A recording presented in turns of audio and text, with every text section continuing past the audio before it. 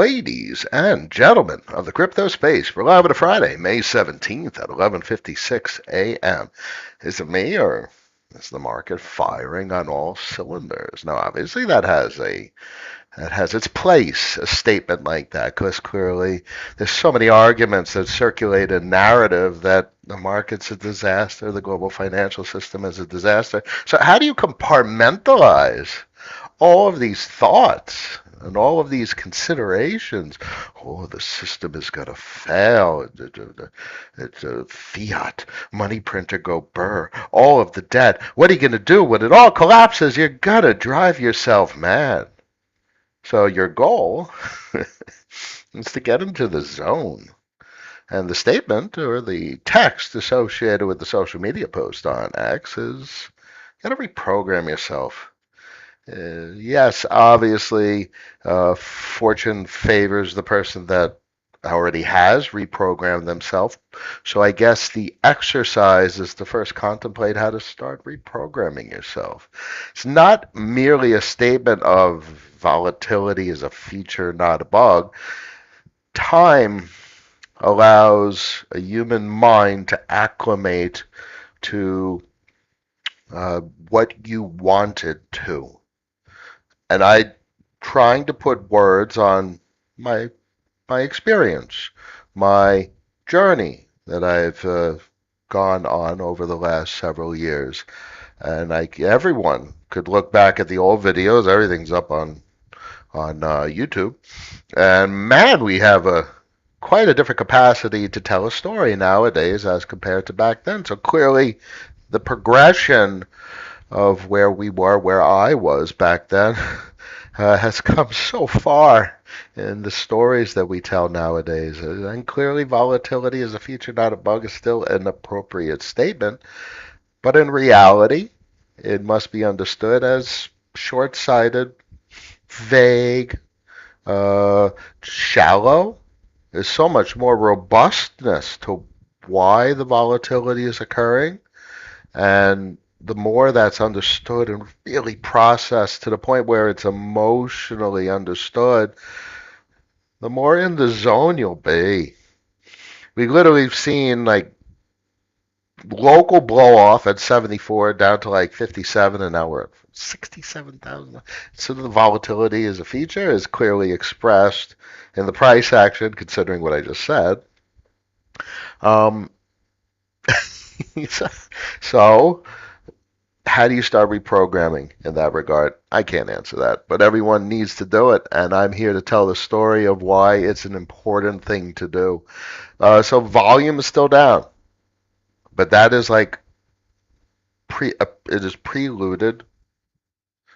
The previous activity you want to look for is Bitcoin starting to move. Bitcoin has the largest narrative, the macroeconomic narrative, at least a narrative that is somewhat aligned with how bad global financials are, and therefore it moves first. And that's all you need to know. And it's a great cash. And then obviously we move over to investments rather than just cash, and that's why we're inspecting volume. As we define these markets in terms of financial economies, they have capital flows and activity between one another, cross-border flows, and that creates these roller coaster rides of volatility and asset pricing. And what I've done over the last couple of years is redefine my interest, not in the asset price, and I talk in terms of premium and discount and cash flow. I want to buy things that are down, down, down, down, and not up to sell them.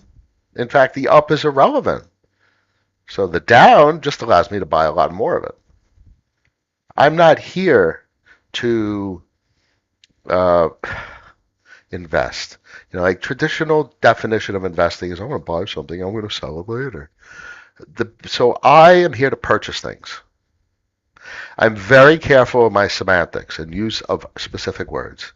So a purchase, what is a purchase? I'm going to buy something, I'm not going to sell it. I am not hodling. I am not a goddamn hodler, because that is such a short-sighted terminology, and it's so ingrained in culture and it has so much exuberance associated with it. Diamond hands. No, I buy things. What do I want to buy? We've talked about that, but I don't. And I guess that's really encompassed by the word investing. That's my investment methodology. I buy things. When do you want to buy things? I want to buy shit when it's cheap, not when it's expensive. And not because I want to sell it when it's expensive after having had bought it when it's cheap. Pretty damn simple, I guess. I often think of trying to consolidate and condense all the shit I try and talk about in as few words as possible. And I guess these opening remarks to this stream have done that justice in many regards. I buy stuff when it's cheap. What kind of stuff? Stuff that pays me. Stuff that conforms with X, Y, and Z methodology. How much does it cost? Hopefully cheap. How much is it paying? All right, that's pretty cool. And how likely is it to continue to pay? Okay, here's an interesting point without just rambling of the same shit I always talk about. So, an observation that I've had for quite some time and maybe not have said it as explicitly as I can right now. When you buy an asset, you're not really buying an asset. You're buying exposure. Exposure to what? Hopefully exposure to a market, the volume in a particular market. So that's when I see these particular assets, Aero, Velodrome, Ramses, Nile, Clio, I don't see those assets. I see base, optimism, Arbitrum, Linnea, and Mantle. I have purchased exposure to the financial activity on those markets. And that's exciting. It's not, and this is the best expression or the best capacity for me to have exposure to the financial activity on those markets. That's right there in the volume. If you go over to particular markets, let's see, I don't know if base just still shows, yeah, it does. Okay. So look, you don't have exposure. So let's put it this way. If you want exposure to the financial activity on base, you can't have it vis-a-vis Uniswap. Uniswap doesn't offer it. It's not the nature of the protocol. But that's what Aerodrome does. So the question is very simple. Can you buy a lot of it? Look at the price. My answer is no. I can't buy what I want. And even if I had adequate capital, I still wouldn't buy it. I missed my opportunity. And I say that very comfortably. And that's okay, because you need to be rigorous with the execution of your financial activities. You need to express your fiduciary best interest, which means if you deploy capital here, you're not getting good bang for your buck, which means opportunity cost. You could probably get exposure to another market expressing strength, and you could buy at a greater discount, which means you could buy more exposure to a particular market. There is no opportunity here. Now, fortunately, vast majority of human beings on this planet don't listen to my conversation, and they're going to buy it, and they're going to drive the price up, and you're going to have all that cyclical price action, all that volatility that we started the stream with, how it drives people nuts. And look, from a technical perspective, it's holding support on 382, lower high, not a lower low, so this is very consistent with like a descending triangle, but that doesn't really mean shit. Does it break to the downside? Because you could easily have a little bit of volume come in and push it to the upside, and we'll see that in other charts, these other V33 charts. But it's irrelevant. This isn't a methodology that I engage with markets using. capital gains and buy low, sell high. So all in all, that's my simple description of where we are with base exposure, the capacity to have exposure to the volume and financial activity on base. It doesn't exist. Opportunity is not there. Arguably very similar for Velodrome, not at a discount. Discount is certainly below 236, and that so discount is a distressed region. It's a region of gross mispricing where something that is powerful, and I really see these protocols as offering very powerful exposure to the financial activity in a particular network. And that is quite interesting because you can still have price depreciation and you still have unchanged exposure to the cash flow on the network. So that's another aspect to entertain with these assets, especially as you go to like zoom to banana zone and then come back down to earth. You still get in the same exposure to the volume on the network independent of the price, which is why it's a purchase, not a position, which is why you need a damn mispriced, cheap, distressed asset in order to get as much of it as you can. So the discount still isn't there. Now I highlight these because if you want exposure to the financial activity on optimism, that's it. That's where the volume is. Uniswap doesn't offer it. And curves a whole other conversation. Curve's a whole other conversation. But I find it actually very interesting that Curve has pushed up to number 3. It's a whole other story what's going on with Curve. We don't need to get into it. Right now, we're literally talking about exposure to financial activity in markets. So when you see Velodrome, see financial activity on optimism. And that's how you can capture or gain exposure to that financial activity. Arbitrum, almost a full retrace, lower highs, lower lows thus far. It's way past the 236, so this is getting into a discount zone. I broadly put this box here. This is kind of like the sexy zone, as I've talked about, which is getting past the most previous resistance. And it's pretty interesting because you're kind of somewhat maybe establishing a floor here. You'll see in the next week or two. You really need to give these assets some time to see if it pushes lower. And if it pushes lower and keeps pushing lower, and maybe you get down to like 2 cents, now you're getting into a considerable price zone because then you could maybe even get an NFT at 1.5 or 1 cent. And then you're acquiring an effective supply. You're using your money prudently because you have more bang for your buck. This deflation is relatively inflating the value of your dollar in terms of RAM denomination. Arbitrum exposure. Oh, well, this is Nile on Linnea, and it's up a whole lot, so there you go. You'll never catch these moves because they're completely irrational. There's no indication. So someone basically just saw the narrative and decided to accumulate. And that caused other people to accumulate, and bam, before you know it, there's your price action. Price range. That's a heck of 170% rip to the upside in what, like a day? 2 days. 170% rip to the upside in 2 days. It's going to come back down, or maybe it keeps going, but the whole thing that I talk about is who gives a shit. I got it at a cheap price, and the price action is going to do what it does. It's a purchase, offering exposure to the financial activity on Linnea, and Consensus and Linnea are throwing around cash all over the place.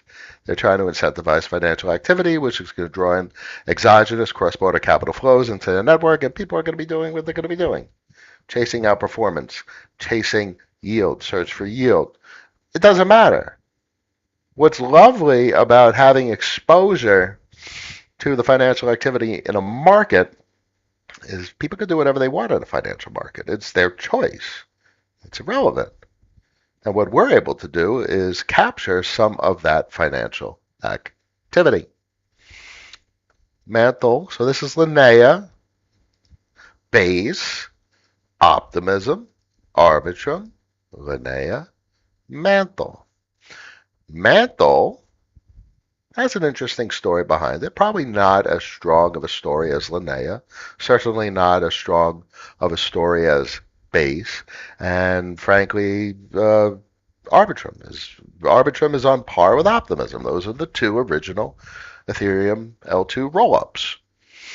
And they both have literally subnets of sorts, Arbitrum Orbit and the Optimism Superchain narrative. So very, very strong stories between base and Optimism, and base outperforming Optimism and financial activity because of the Coinbase component. But Arbitrum has all the cash and had more cash before Base started ramping up in cash. So something's there. That's why these networks, these markets, are so as interesting as I express them to be. So I don't discount Mantle, considering it's Athena. Alignment. Folks have talked about buy-bid alignment. And all of that is all speculative, and that's the whole point. So how do you address these speculative considerations? Position sizing. That's it. So this is a cheap price. You're at the discount zone. So this is exposure to Mantle, and the price has fully retraced. You could get greater discounts, but it's already in the discount zone, historically speaking. And that's a consideration. And that's something that everyone has to consider subjectively. It's everyone's personal decision.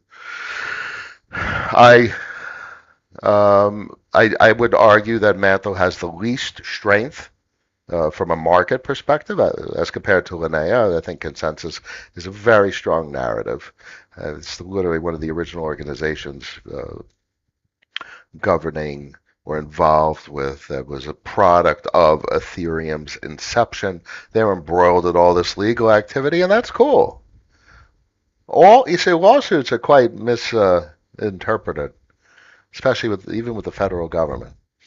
The whole point of a lawsuit is clarification, where two parties make arguments to clarify on a particular topic and come to a conclusion. That's literally all it is. And conclusions have implications, sure. But all that means it's in the spotlight, and that's exciting, and that garners attention, and these are on the forefront of those kinds of arguments, and there's going to be very interesting conclusions, judgments. I look forward to them. I don't necessarily fear them in many regards. I think they're interesting, and they're all heading in a very constructive direction. And you got to remember, this is a big world, and there's a lot of countries and a lot of governments and a lot of vested interests and a lot of parties that would potentially want to use these different financial markets for very different reasons, their own subjective reasons. Let's go over to Bitcoin, 67,140. Wow. So look, I got the 3-month chart open. All this craziness. 74 to 57. You guys see it? This is why I love these high time frame charts. It's just one tiny little candle. It's a tiny little guy. It's a little candle. That's it. All this insanity over the last 2 months, because we are month and 1/2, has been over this tiny little candle. It's a way of marginalizing, or just putting into perspective how small this little clip of time and all this volatility that people have been driving themselves nuts over is in the grand scheme of things. Tiny little candle. Ethereum, BTCD, just doesn't catch the bid. ETFs would change that significantly, so this could be an interesting month with regard to external forces that could significantly impact the price. Ethereum, considering a significantly increased bid, as everyone knows, will outperform Bitcoin significantly, and that's dependent on the bid. And if you introduce these new flows of ETFs, oh, that bid's going to significantly increase. That's a speculative observation. It has been underperforming. Interesting cash denomination, just like Bitcoin. Anything else interesting here? Curve holding above 40 cents. Okay, so here's the interpretation of curve holding above 40 cents. Support is generally a position of weakness. What's holding it above 40 cents? What's with this region for an asset that has so much emissions on a daily basis? Why are folks buying it? Why are they buying it enough to hold it above this region? Why? Not down is an interesting observation in a chart for a chart that is designed to go down considering its inflation policy. It's increasing supply. Maybe there's more to the dynamics of this currency than all the pressures, the buy and sell pressures involved. Maybe the Federation story is always a rational story. And maybe not down is one of the greatest expressions of that story. The support of people, actors, protocols, businesses buying at a discount. Buying what? Voting power. Voting power for what? To govern incentives. And incentives drive the world. So that's a powerful, powerful voting power to own at a discounted price. Go figure. I'm not surprised that not down. That was the speculative expectation. And it's very consistent with my discount and versus premium conversation. And that's it. Simple as that. Anything else? Move back down to 91. Powers that be seem to want volatility suppression across the board from equity markets all the way to the government debt market, U.S. debt market specifically on the move. Damn, DXY 104,454. Markets will react violently if we get any breaches on the long-term moving averages. So we had big violent moves to the upside in both equities and crypto markets when we breached this 10 SMA in the 3-month. And it happened cyclically. Bear in mind, this is a 3-month candle. So you breached down and it was rejected. So this is literally a position of weakness in the dollar's value relative to other countries. Why? Blow off top, tweezer top from a 3-month candle perspective. Holy shit. Position of support, position of support, position of support. So we're going on 12 months of a position of support. And that's a position of weakness from a technical perspective. 1 month, 12 days left. You get a close below the 10 SMA, and we'll see very interesting behavior in markets. The lower you go, clearly DXY down. And everyone understands what's going to happen there. And then what's more interesting is to get your forward-looking indicators, because technically, if you understand why the DXY goes down, you can get a sense of where it's heading. So it's the yen strength of the last week or two that has been pushing the DXY down. So how the hell does the yen have strength? We're not going to get too macro. But point being, you understand Japanese debt and currency, and really what the hell China's doing, because they are inflating, financing, stimulating their economy, just absolutely monumentally, pulling it out of a deflationary tailspin. So there's the kicker. Everyone wants consumer prices to come down, which is consumer price deflation. Yeah, that's what's going on in China. So you kind of don't want that. Marginally down in prices, man, it has a way of collapsing everything.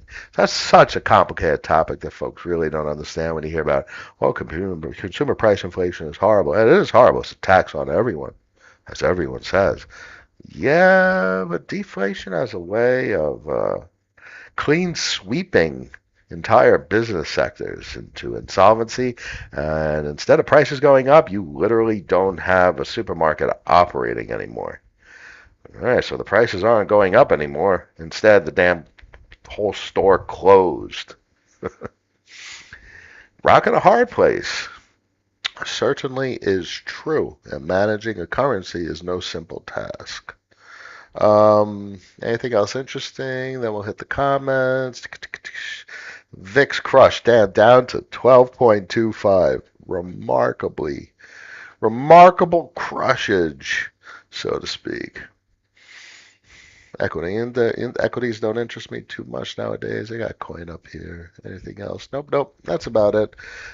DA advisors in the house. Good morning. Sir Joe present and accounted for. Sir, yes, sir. I am DC. Hey, Cap. Cloud Llama. Finance Goblin. GM, sir. CVX is dead. CVX is the curve narrative. CVX is just fine at $2.40. It's a horrible charge from Binance.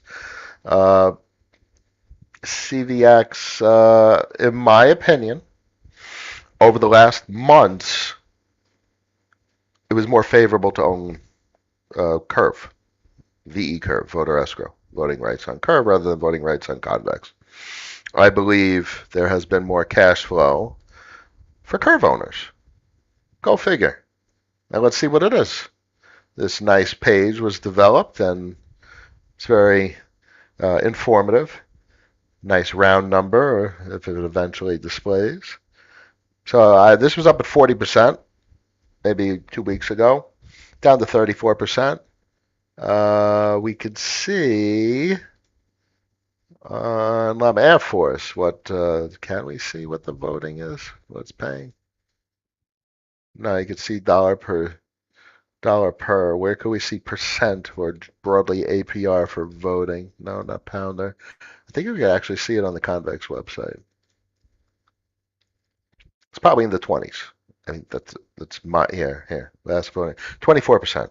Okay, so for the last months, and it's been months,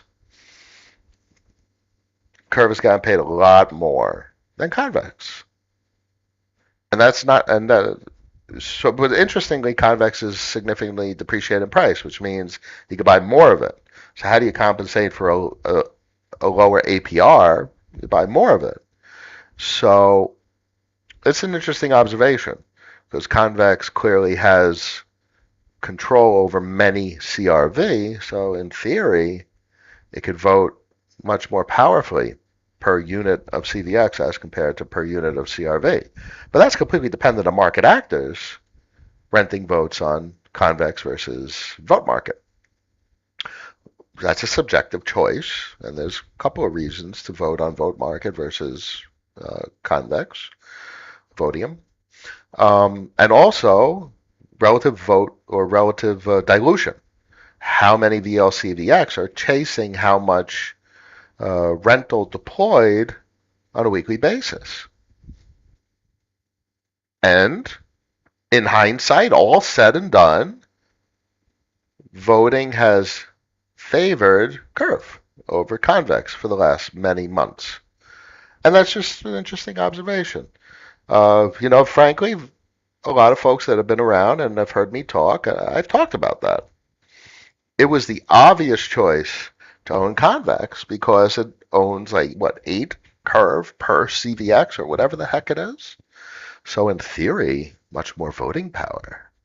But it's dependent on the factors that I just mentioned. My general expectation into the future is it'll be cyclical. You'll get higher rates on Convex and lower rates on Curve. And then it'll swap, and then it'll swap, and it'll go back. You see, here's the thing. This is the biggest takeaway, in my opinion. It's all short-sighted inspection. Why? If the protocols survive, let's see if there's a voting round. And my point will be expressed by proposal. No voting round. All right, so this list gets long. It's a long list of folks that rent votes. Here, we'll go to vote market to express the point. This is where it's heading. This big picture stuff. This big shit right now, folks. These are the vote rentals curve for this week. It's actually a lot. Here, all the way to the top. It's a fair amount. Different LPs, different protocols, so on and so forth. That's the size of the list, let's say, for Vodium. If these protocols survive, Z, X, Y, and Z, how likely are they to continue paying into the future? They're immutable and deterministic. High likelihood of survival. Where are things going to be in 4 years? Do you think this list is going to be shorter or longer? I'm in the zone, baby. Because in 4 years' time, this list is going to be massive. It's going to be 10 times its size, 50 times the size. It's going to be larger. That's the reductionist statement. It's not going to be smaller. It's going to be larger. How much larger is the exciting thought experiment? Does anything happen small in the crypto markets? No, the list is going to be a freaking giant list in the years to come. And you're going to be on your roller coaster between now and then. The price action. It's going to drive you mad. But you say CVX is dead. It's paying 24% of the money. Can you get 24% of the money in meat space in the equities market? 24% of the money is your basis. You buy now and your basis says 24% on that money. Proportional to weekly rentals. So it's been probably 24% for quite some time. So if Convex CVX goes down in price, technically that rate goes up. It's inversely proportional to price action and proportional to weekly rental, cumulative weekly rental. So it's more that's what creates these floors, and that's what creates the not down. And where do you see something like that? Probably actually you saw it in Linnea for quite some time. So it was not down, it was horizontal with a downward slope. Because as it gets cheaper, the rate of return goes up because you could buy more of it. And then you get the bottom. And then you get the top. And then you get the bottom. And then you get the top. And then you get an aneurysm. So as I started the stream, you have to reprogram the shit out of yourself. These systems aren't what people think they are, especially the young novice who buys something and starts going down in price and they get all emotional. And then you end up in a coin fashion. On X, if you don't know that channel, Coin Fashions. Oh man, some of that stuff is depressing. Hope that helps. Arrow's in the house. Good morning. Arrow feels like the V33's recovered a bit. Well, let's take a look real quick and respond to that. Let's see if it holds a 382 for Arrow. No one's going to give me anything that I want here. As I mentioned, I need some really... This thing was just... You're talking about 10, 20 cents. At least below its opening price at like 30 cents. So I would say like 10, 20. And I don't think I'm going to get it. And that's okay. That's okay. A little bit of bump. Completely look at this wick. So whoever bought a big clip just got sold into. Is what it is. I don't think they're buying for that price action, if you know what I mean. RAM, hopefully finding a floor way below 236, full retrace zone. Let's move this over. Boop, boop, boop. And Linnea obviously got a big bump. That's 100. Oh, it's up even more. So it's catching a bid. 181%. So somewhat. So here's the perspective that matters. It just went up for when I drew the price range. Someone bought up 180%. They're buying a fraction of the quantity of Nile that they could have at the lower price. They bought it because it went up in price, thinking it would go up further in price. All right, fine. If that's your game. Frankly, I think that game is insane. They're going to buy it thinking it's going to go up in price because other people are going to buy it and they're going to sell it, capturing the money of the people that bought it. That's a stupid game. But so be it. Teach their own. Oh, there's a nice clip. That's not even a clip. Look at this. A $56 sale just dropped it from 181% up to 170%. It was a 10% drop, and you just saw that in real time on the stream. Because that's how low volume, and that's how illiquid, the liquidity depth. What do you got? $1 million liquidity.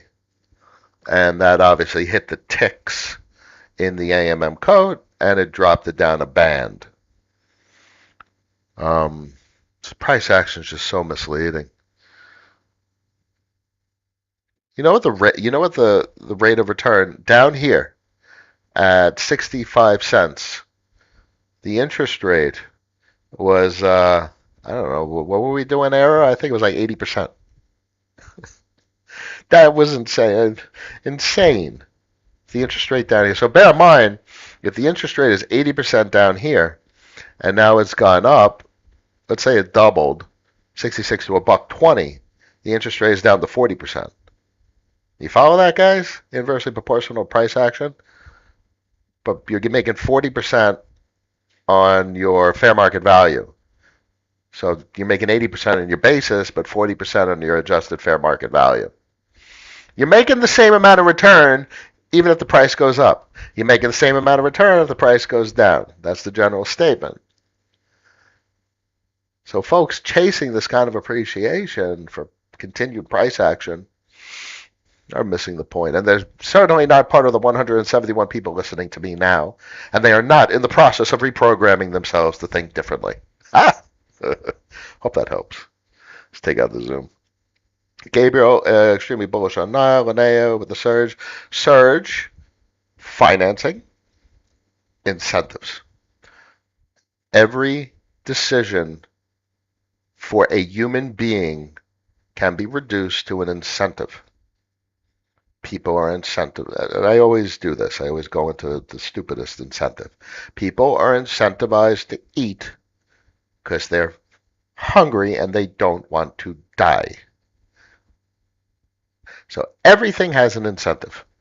You're buying something, find the incentive. And most of the time you're going to find the incentive being stupid. Oh, they're buying something because the price is going up. So that's the stupidest incentive. And they think it's going to go up more.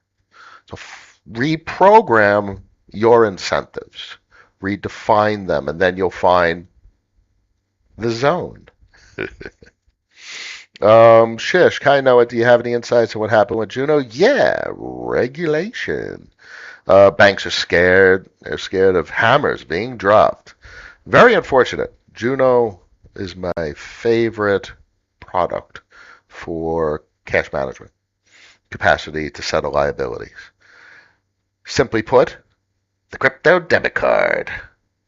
So you got to peer through that shit. Crypto debit card, capacity to settle liabilities. It's very meaningful stuff to describe things more richly. Disappointing. Unfortunate. There's not too many alternatives that are offering what they've been. Like just boom, boom. Full checking account, ACH, wire. That was a hell of a product they're building. And I hope that it resolves favorably. Spritz Finance is still online. Spritz has digital debit cards, and they've been building for just as long. It's been years at this point. So very useful. So Spritz does it. I got a bill I got to pay. I'll use Spritz and their digital Visa debit card, accepted where Visa logos are displayed. So it'll do the same thing. Um, and there's always just the ugly way to do it. It's just go to like Kraken or Coinbase or Gemini and hit an ACH to a bank account, and it's just stupid. I mean, obviously they just want to track transaction fees or transactions, and they want paper trails, and they want a capacity to attack folks from a tax liability standpoint, and that is something that you really need to pay attention to. So, interestingly, that's probably a more important conversation. I don't know if it's too appropriate to do it publicly, but that's something I've said I wanted to do in private Discord and talk about like entity structure and favorable tax treatment and just management of capital and just how all of that works and how that could be done well and to achieve the best outcome. So anyway, I guess that's a bit of a digression, but these debit cards are a big deal because the whole point of what we do is to purchase exposure to market activity that generates cash flow, and that cash flow is discretionally used for reinvestment, accumulation, or the settlement of liabilities. And by settlement of liabilities, I mean taking a damn debit card and going into a supermarket. Those are the three things you do with capital receipts: reinvest, accumulate, or settle liabilities. Okay, hope that helps. Hope that helps. Diego, I have some extra crypto cash and it's difficult to resist to not invest all in some token. Some suggestions about cash management in this period? Yeah, it's a very astute request.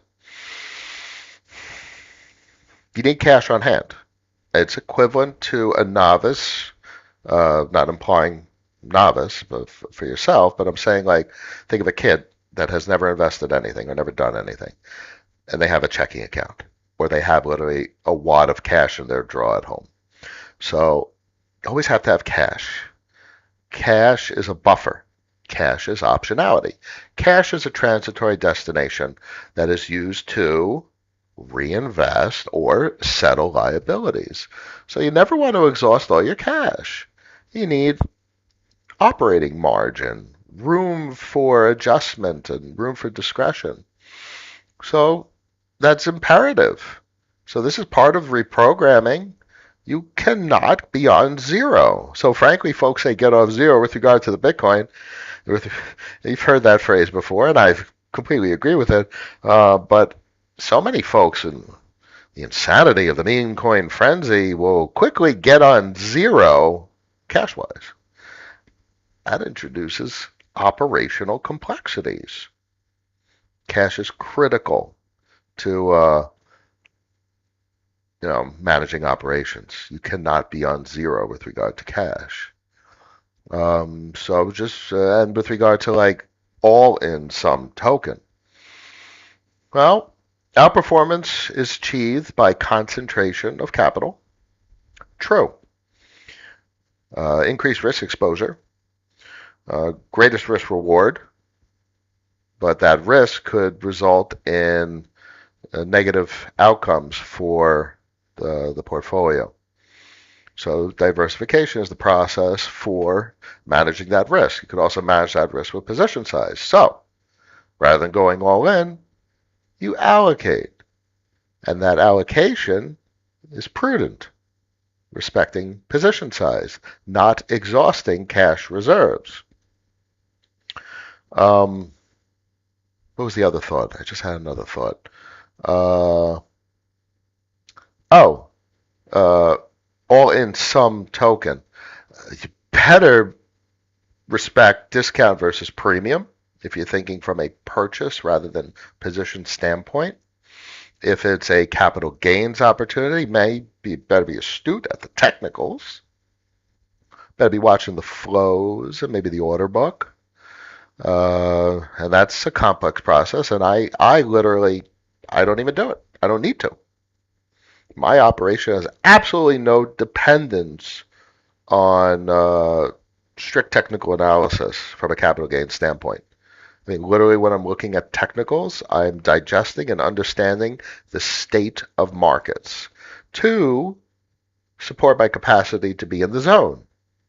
By understanding the state of markets, I know where we are. If you're in the middle of a forest and you don't know where the you are, pretty uncomfortable.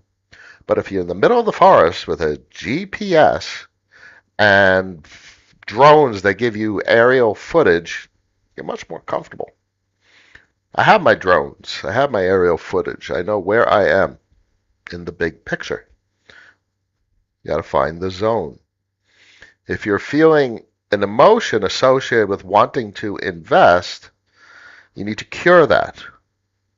The emotion is an issue that needs reconciliation. Hopefully these are good tips. There's no emotions here, so look up on YouTube some meditation videos. No joke, no joke. You got to meditate, woosah, clear your mind. If the second you feel an emotion to invest in something, the first thing to do is get rid of it and then follow the rules. What kind of investment? Cap gains or purchase? Purchase, is it a cheap price? Is it at a discount? What's the APR? XYZ. Cap gains, you got to look into the technicals, assess the state of the market, break out the drones and see where you are. Is there a structural formation? Is there a trend pattern? You know, is it you remember ascending triangles back in 2021? We talked about that a lot. We had fun with technicals and ascending triangles. What was it, Matic? Polygon, Matic at the time. And we were waiting for that breakout. We were waiting for that ascending triangle to break to the upside. It was very simple. It was a rook. We were waiting for that thing because that had some interesting structure to it. And it finally popped. Hey, those were the good old days. There was too many emotions associated with that activity. And I needed to cure those emotions to engage with the market at a higher level.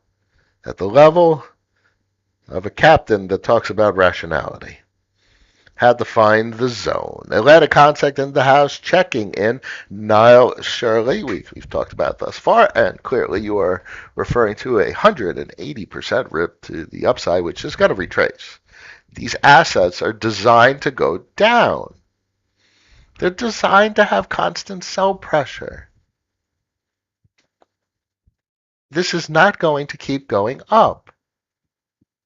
At some point, it will go down. So the last thing to ever buy is something that has this kind of monetary policy from a capital gain standpoint, thinking it's going to go up.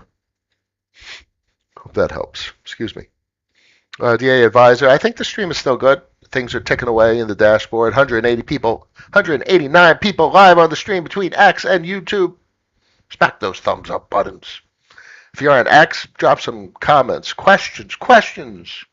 Need to understand where we are. Break out the drones.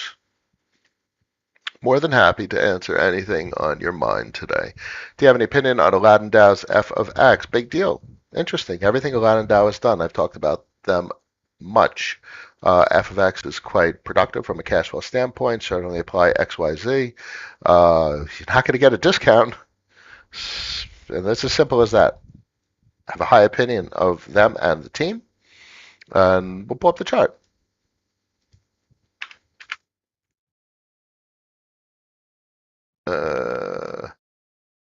It's just there's no discount available, and that's okay for me. I have my exposure via concentrator. I have exposure to the narrative of Aladdin Dow. I'm set. I'm done. You can't force exposure. That's the biggest thing you'll get from like a Warren Buffett or a Stan Druckenmiller.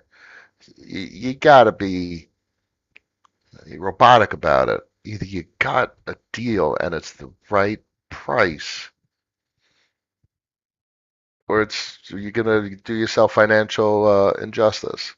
It's not a discount. I'd buy it $20 or less. And what does that mean? What would the market tell you if this was $20 or less? That people no longer believe in it. That people are selling because it's going down and they want to reclaim as much capital as they can. It's a period of disbelief. But then I would be discussing, holy shit, the stable coins, the Bitcoin derivatives, their protocol and liquidity, their CVX dominance, the concentrator and how much SDCRV they control or wield from a voting perspective. Everything that F of N is doing.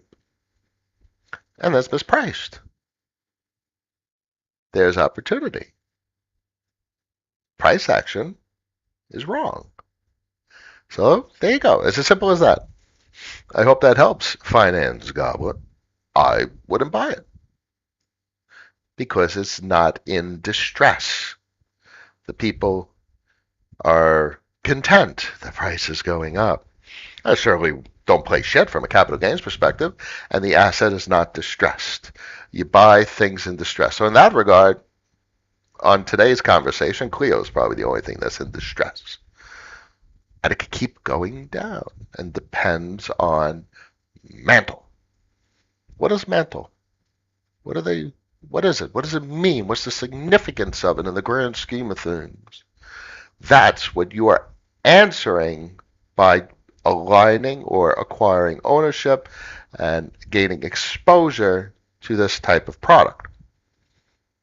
You're answering, do you think mantle is something meaningful? That's the investment. You're not investing in Clio. You're investing in mantle. And if mantle, there's a strong narrative behind it. And it may not be a strong narrative. And you address that with position size and diversification. Huh. Interesting, huh? AFCVX and asymmetry. The simple observation, recycling. I'm going to title an entire stream, recycling. It's part of Federation. My expectation is over the next 10 years, you're going to have hundreds of recyclers because they're all going to be competitive to using tertiary, an additional layer of incentives to accumulate as much convex or curve as they can. For what purpose? Voting power. The power to direct incentives. That's power. That's big power. So I have no interest. And everyone here knows, because I'm a base layer maximalist. I don't care about downstream. I want to own the base layer. So after 10 more AFCVXs, Convex becomes more interesting because all of them support the base layer. I don't have enough capital to own all the derivatives. Nobody does. That's my 2 cents, my friend. Cap, in my opinion, why CRV is currently the best opportunity amongst our favorite ecosystem. What do you think? Well, best is a subjective word. It's your opinion. There's many. There's many LSDs. SDCRV, CVXCRV. The list goes on. So I don't offer an opinion of what is really better or worse. What I could say is that I'm a fan of Yearn and Yearn products. Quite remarkable. They have cash flow, they have salaries, they have incredible development procedures. Their documentation is second to none. It's quite extraordinary what they become after these years. So I have generally a high opinion of all the LSD wrappers of CRV. Julian Boudaloop, if I ever get to say that right, with Stake DAO. The story of Stake DAO and its pivots and adjustments into what it's become as the LSD factory of factories is quite extraordinary. The current iteration of Stake DAO is awe-inspiring, just as the current iteration of Yearn is awe-inspiring from a software development and business evolution standpoint. Absolutely spectacular what they've become. STY curve, paying beyond all others from what I'm seeing. Yeah, bear in mind, It's liquid, therefore it is part of the cash position, as I would define it. Which means if it's part of the cash position, it's your fiduciary obligation to sell it opportunistically at particular pricing. And that's something I don't want the responsibility to manage. I want to eliminate that responsibility and follow very specific rules. In fact, I'm legally required to follow very, very specific rules according to my business's documentation. And one of that is I purchase things. I don't transitorily own things to sell them later. And that's an interesting characteristic of the particular business I've created. Shishk, I was accumulating dollars on Juno as a savings account. Now funds are frozen. So frustrating. Trying to keep some cash out of crypto. Yeah, I have some money in Juno as well. Yeah. Listen, we could put some strongly worded social media posts out there saying Evolve Bank and Trust is preventing access to our capital, negatively affecting my children, and my capacity to pay their bills. And they'll get back to us whenever, in a month or two. I mean, literally, this is the problem with like courts, and it gets complicated. So that time is either unfortunate or actually an ally. It's a good thing, that timing, because it takes forever. So when you have it on your side, that's favorable, but clearly in this situation, it's not on your side. So the vast majority of capital, I just clearly, I wouldn't use that. I wouldn't accumulate in Juno. My cash is in stablecoins, and therefore I retain the option of where to deploy them. Kraken to a bank account, ACH. Spritz to a debit card, Gemini to a bank account. So I still have that optionality. So I hate bank accounts. I am fearful of them. As you just experienced, they could be shut down at any time. And that includes a Chase account, an HSBC account, any bank account. Pick your account. Bank of America, pick your poison. You have no control. It is not your money. They will take it from you and say it's because of an ongoing investigation that takes 6,000 months. I'm the contrarian. My comfort level has increased exponentially keeping my cash in stablecoin form. It just has. I know it's there, and I could figure out how to use it to settle a liability if I need to via a myriad of competing service providers. And service providers being various debit cards, non-banks, and banks. Yeah, Banana Zone crypto too, it's inevitable. It's inevitable. You look to the Banana Zone, you want to look at like, China's really contributing to it. If you see, there's actually plenty of reasons why you can see big devaluations and dollar up, which contribute to the banana zone. What you want to see is suppression of bond market volatility. So if any of the countries around the world, of which is like, 170 something, if they're buying the bonds that Treasury is shitting out, what Yellen is shitting out, that'll contribute to the stability of the debt market. And the debt market is the precursor to the meat of the currency expansion cycle. So you'll see move collapse at that point. When move collapses, it's game on. Where the hell is it? 91. You see move break this 200? 200 SMA, purple line. You see move get below the purple, the 100 SMA. On the monthly, you get into the 70s. Oh, I don't even. It's going to be an interesting market when this little line goes down here. And what does this chart say about this little line being down here? Look at the directionality. Look at the history. We're coming off the biggest blow up in bond market volatility since 2008. Inflation, consumer price inflation isn't the story. Everything they've done is to manage this explosion in bond market volatility. When this bond market volatility gets below this purple line, we're going to see some shit that we haven't seen in a long time. It's going to be glorious.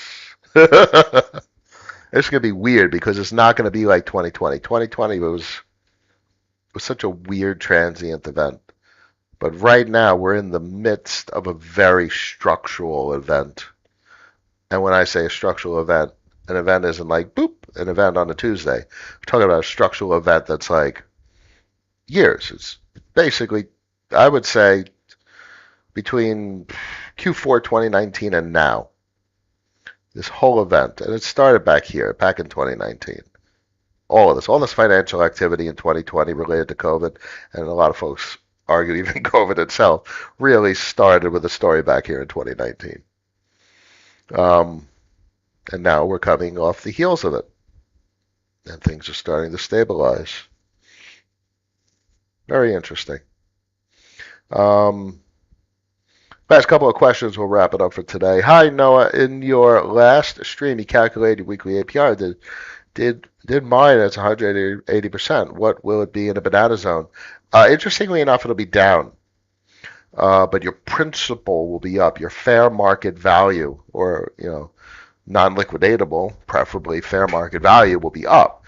So if that collapses to 90 and the value of your position doubles, you're making the same APR at 90%. In an unchanged basis, you're making the same return on your basis, best said. So in the banana zone, shit gets weird. And it's not because of like principal appreciation. It's because the volume in this markets are going to be an absolute frenzy. The volume produces the fees and the revenue, and you're not invested in a particular protocol. You're aligned and exposed to the volume in a market. So that cash flow is going to get very interesting. On another note, Aura looks good. Happy with my purchase in the 60-cent range. Bi-weekly payments dropped a bit, but it's consistent over the past few months. Yeah. Listen, they're surviving. There's still a lot of TVL. And if we go over here and we go to volume on mainnet, there's Balancer. It's literally number 4 on the list from Ethereum mainnet. So it might not have the strongest narrative as compared to like Curve Federation and the whole downstream recyclers. So, but that's the whole point. There's many things are going to come, and we'll look back in hindsight from like 2027 and make our assessments, draw our conclusions. And there you go, Balancer and Aura. They're doing $63 million a day in volume. It's a big deal. Certainly cannot diminish that. Now, do I favor it compared to like Curve Federation or frankly even V33s for a variety of reasons? Probably not. But that's not to discredit its productive capacity. I still retain an old Aura position. I have it on the Warden. They're doing my voting. I just get cash on a weekly basis. I'm not complaining either. Good stuff, Shishk. Good stuff. DA Advisor, Urine is indeed an amazing team. Thanks, Cap. Always welcome. My pleasure. Good point about it being, in fact, a cash position. If it's liquid and it can be sold at some point, everything not nailed down needs to be sold. Now, that point's probably sometime in 2025. But that point stands, and I've said that. I said that back in 2021, end of 2021. At some point, everything not nailed down gets sold. Hope that helps. On my scale, I still see it as a much better option for me than actual VE curve. Listen, we all have to find our zone. In the end of the day, the whole point of every conversation I have is the only way you're going to manage your capital effectively is if you are comfortable and not emotional, which means you have to make choices that you could sleep well at night with. Simple as that. Maybe one day, hopefully, yes, indeed, we're all on our journey, and I hope in the years to come I'll see very uplifting and happy comments of successes.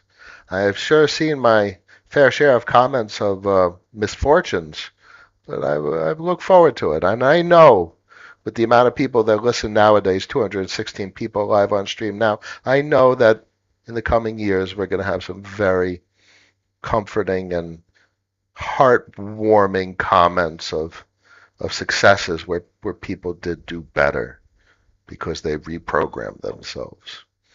Shishki, I have been also more comfortable with stables in my wallet, and this just confirms that, right?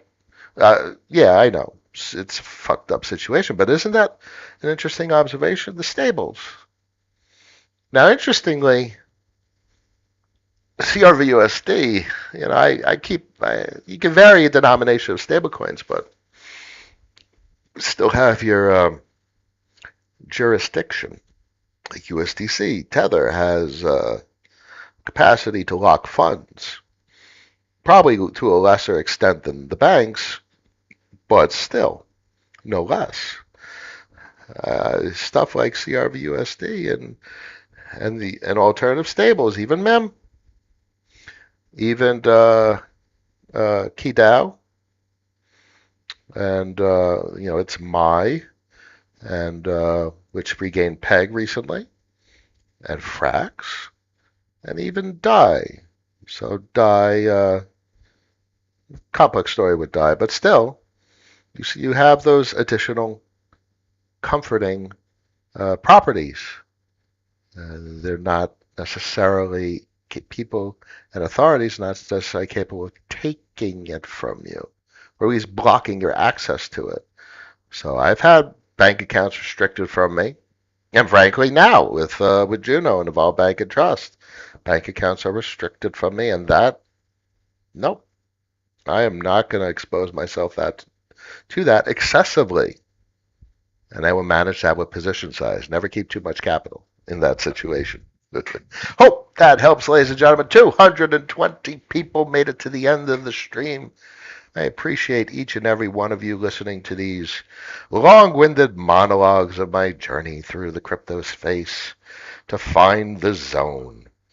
I hope it helps everyone at least a little bit.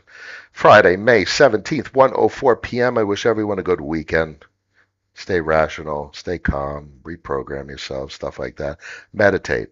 Sit in a sauna, a Finnish sauna. Makes a big difference. Tell everyone to subscribe, and I will see everyone next week. Catch you then. Peace.